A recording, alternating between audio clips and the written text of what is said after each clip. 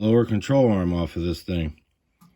So in order to do that, you're gonna have to come in here and get your Carter pin out of there. So you get that out. Okay, pins removed. Now you need your 32 socket and remove your axle nut now. For you guys that don't have an impact, you have these grooves in your rotor. Stick a straight screwdriver in there.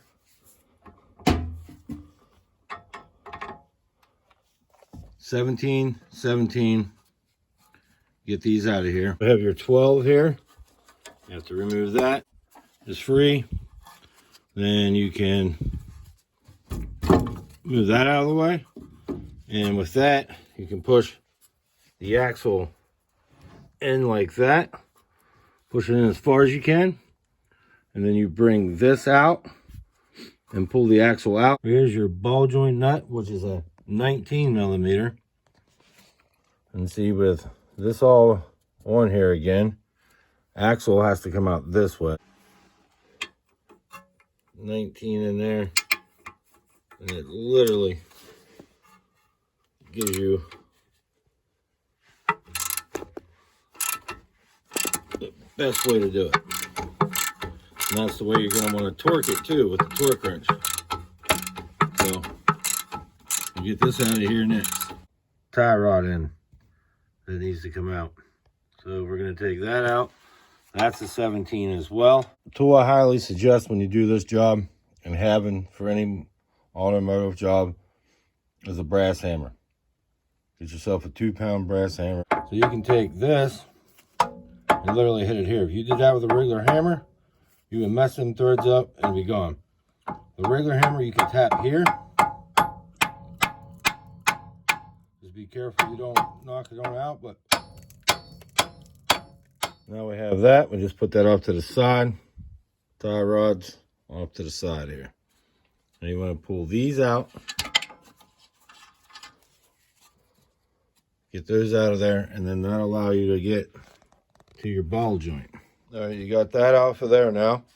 Now you want to come up to the top, and these are 14 mil. These three right here, 14 mil. So take those out and remove the strut.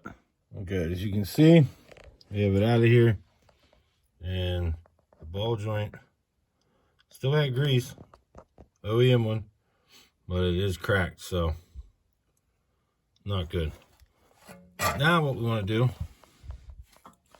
is hit that right here, the brass hammer. See how that does not damage it. If you hit that with a regular hammer, which you can, but it'll start to beat it to death. Take that off. Now, another thing you could do is take this 17 and this 17, pull your whole brake caliber off of this.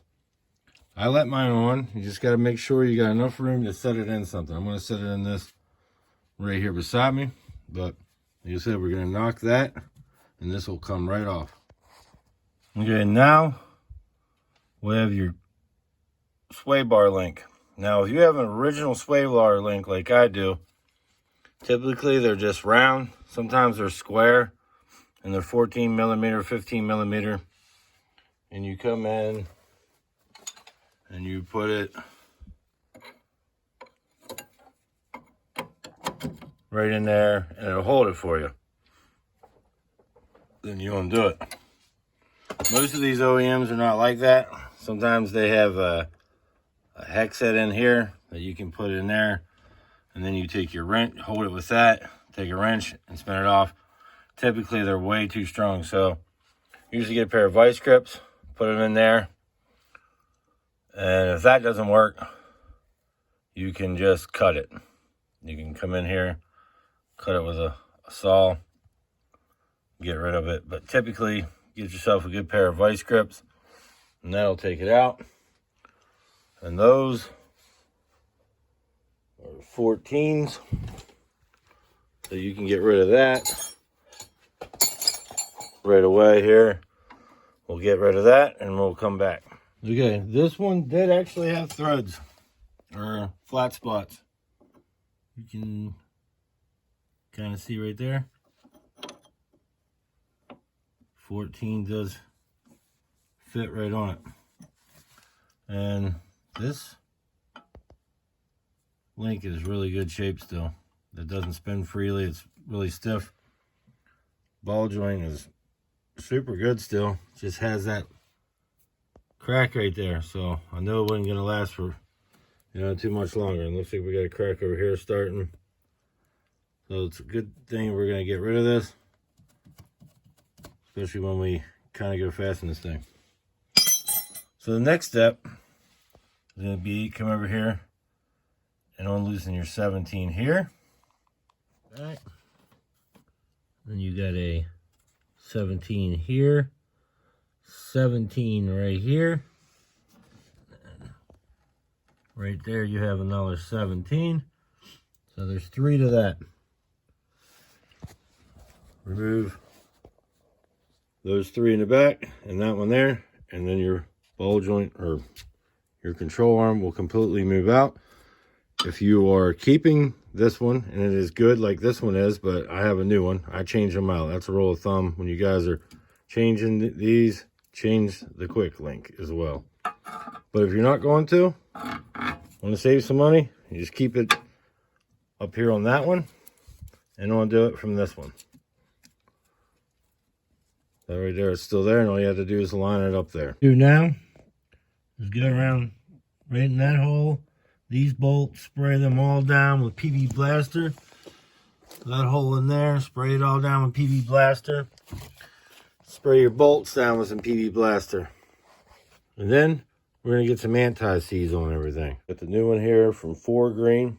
I bought that about a year and a half ago. I probably should have checked it. Normally they're a good company. I never had an issue with them. But I have a lot of OEM stuff. That's an OEM one. And then we have a Duralast sway bar link to go with that.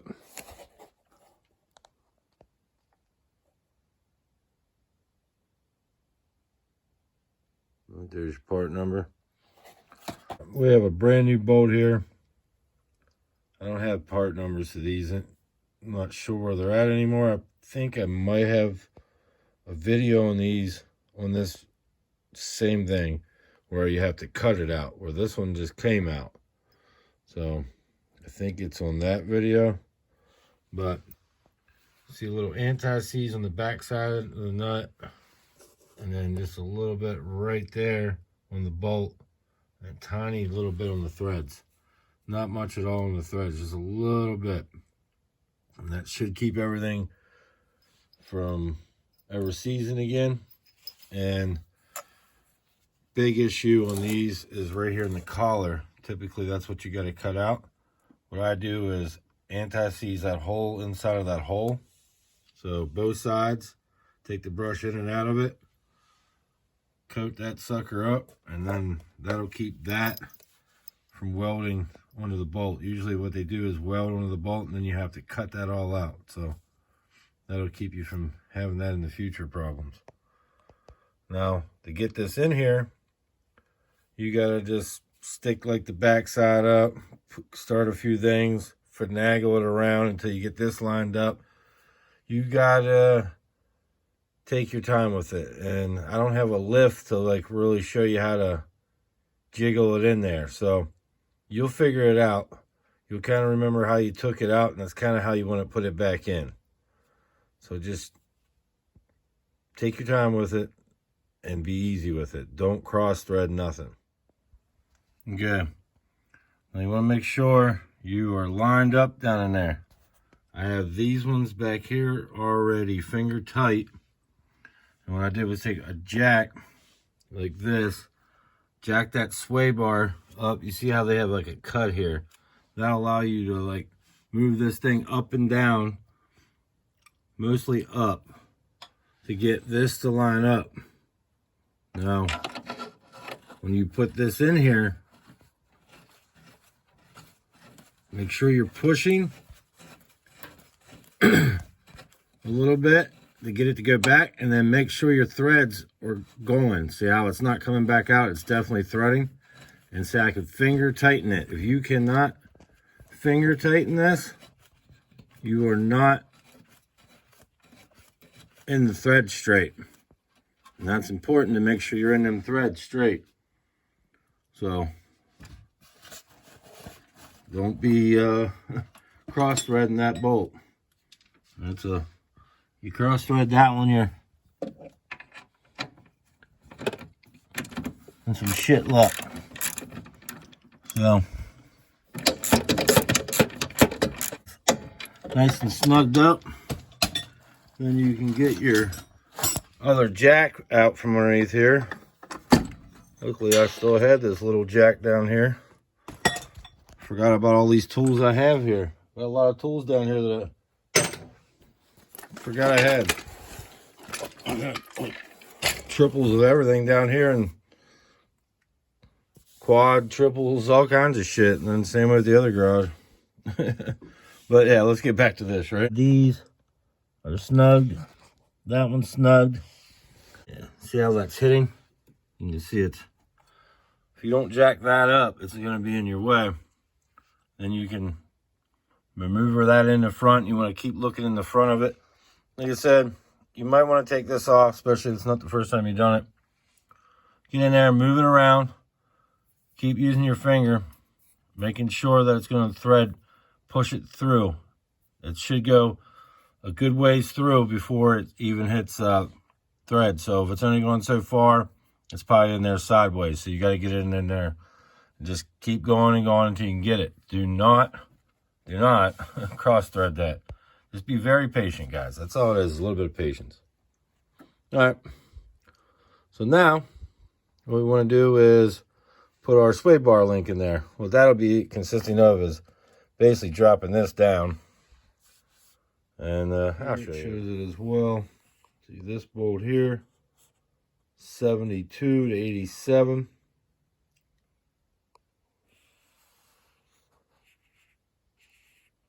The bolt, 58 to 72. The nuts are 25 to 33. So I'm going to make sure you do that right. And then the ball joint is 43 to 52. So let's get over here and torque these out. Oh, forgot sway bar link. 25 to 33 is what you want to do on those as well. 25 to 33. All right. And tie rod, and as well, I forgot about that. We don't even need to flip to that. I just know it off the top of my head. It's 18 to 25. I typically just do 25 on those. We're going to go ahead and torque this bolt here. We're going to go to 72 at first, and then we're going to go to probably 77. All right, let's do 77. There, 77. So we got 77 on that side. Yeah, we'll do 58 on it.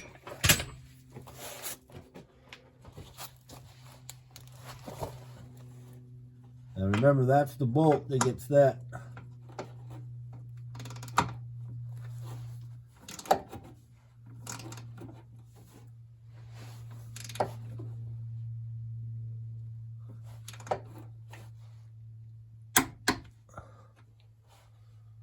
Okay, that's 58. Let's go to 33 on them.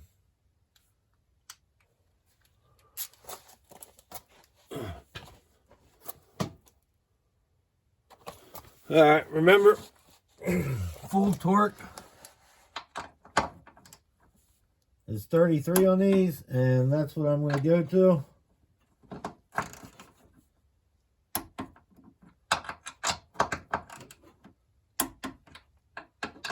Okay, so we got our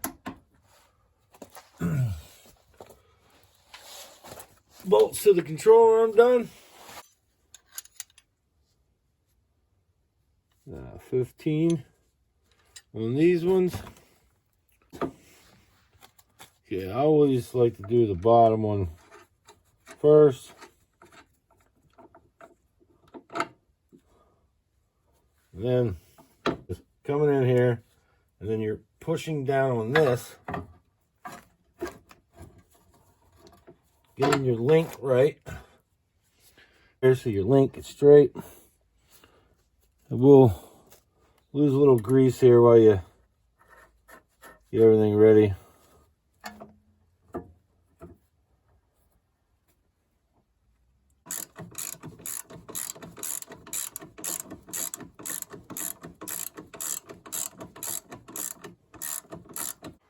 Okay, these right here, you shouldn't need this to tighten them, but if you do it to 15, you normally just need it when you loosen at 26. Just one, there we go. There we go. That's at 26. Set it on top of this, start this on here, put your strut back up in, and then we're going to torque it. And the same way with your ball joint, I forgot to say that. Stick your ball joint down in there, finger tighten it up. Everything, make sure it goes on finger tight at first. 18 to 25 for the tie rod end. I always do 25 on these. Oh. All right, ball joint is 43 to 52. Always do 50 on these. 52 might turn the wheel on you, so if you don't have the wheel locked, it might.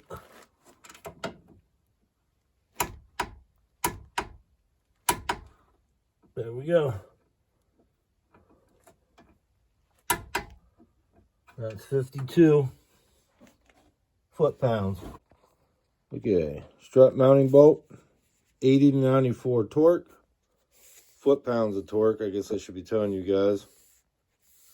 And I guess if you guys want to use these numbers, newtometers and all that, that would be these numbers. But 80 to 94 foot-pounds of torque. And then the nuts up top get 29 to 36. I do these at 90.